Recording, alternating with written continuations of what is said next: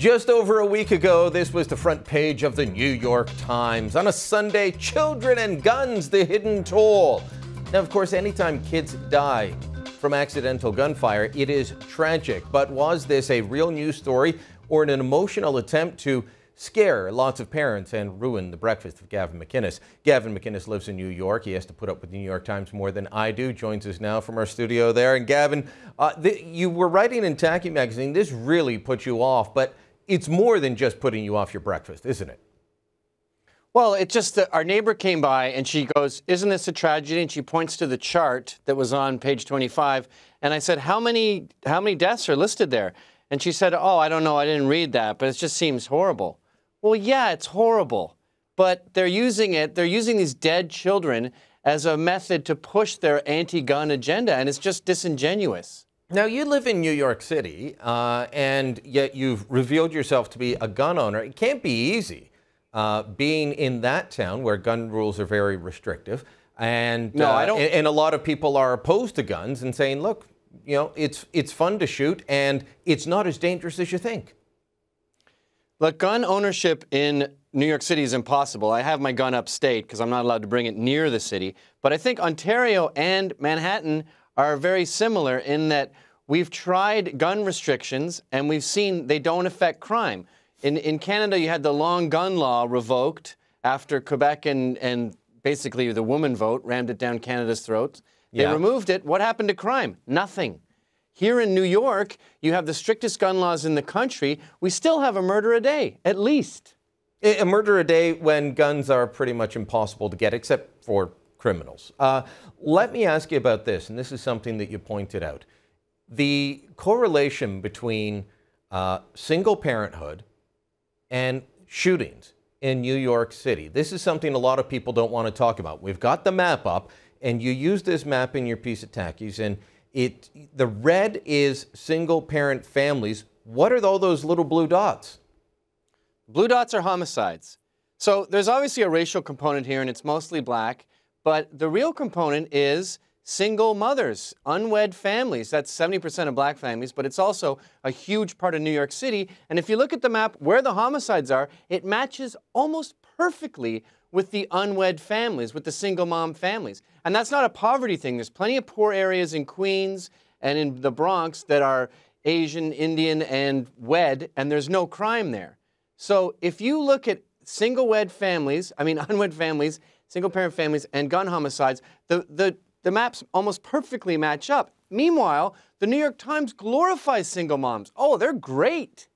Look, I'm sure they're doing I'm sure they're doing the best that they can in what are horrible circumstances, but the results are not always good. And you're right, the media tends to glorify single motherhood as a good thing. I also want to point out, because part of what we've been talking about today, media spin, media lies in the media party narrative, and down in the US as well as up here. It's guns are bad, guns are dangerous. If we just had less of them, it'd be good. Accidental firearm deaths. These are the stats the New York Times wanted to highlight. 259 of them. 259 is what they could point to from 8 states that kept records on this. 32 deaths per state. Now, if you're one of those families, that's horrible, Gavin. But how many kids die in backyard pools and there's no attempt to ban those? Gun deaths, accidental gun deaths with children are barely 1% of child deaths in terms of accidents. You've got pools, you've got cars, you've got bicycles. Doctors with malpractice kill more kids than guns. But the New York Times took this small stat out of 70 million kids. They find a few cases, and they put their faces up, and they have these pictures of the mothers holding ashes. I mean, it's incorrigible that they're allowed to do this. It's really sick. So, well, then but that's an emotional argument they're making. They're trying to pull on the heartstrings of your neighbor who came by to visit your wife and looked at the paper and said, "Isn't that horrible?" She hadn't read the article. They're banking on that to scare people. I don't know why this is such a popular trend, emotion-based politics. Maybe it's because women are getting involved in politics, or maybe they want to get young people more involved. I think it's just business. The New York Times wants as many people to read it as possible, so they go on this heartstring, this disingenuous information, just to make a sweet sort of kid's story. But I mean, it's not sweet, but every article they have has this sort of Oprah tint to it. My son was asking me to take him out shooting the other day. We'll have to, my oldest boy, we'll have to get him to do that shortly. But you're a shooter. I don't own guns. I use other people's guns because going to do all the licensing up here is such a pain in the butt. Have you taken your kids out shooting yet?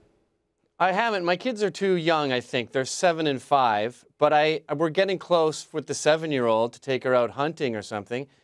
I mean, this is what guns are for. They're for self-defense, but you don't have this paranoid delusion of home invasions. A lot of it is hunting. A lot of it is fun. You shoot a TV, that's really, really fun. And I haven't that's done sort of the that elephant yet. in the room. Hold on, you're shooting TVs now? Yes, you Don't shoot TVs. TVs are loud. good. Not flat screens, old ones from the 80s that you get from the dump. Okay. Okay. So you're out shooting TVs and watermelons and stuff just for fun, and this is hillbilly fun when you're out in the country. Yeah, and I think, when liberals try it, you see them sort of going, wow, that was a lot more fun than I thought. It's sort of like when you put bacon in a vegetarian's mouth. They sort of go, get that out of what is that? It's very salty. Do you have any more? Well, hopefully you can take some of your liberal friends from New York upstate and counteract a little bit of what the New York Times is up to. Gavin, thanks so much for joining us today. We'll chat soon, my friend. Cheers.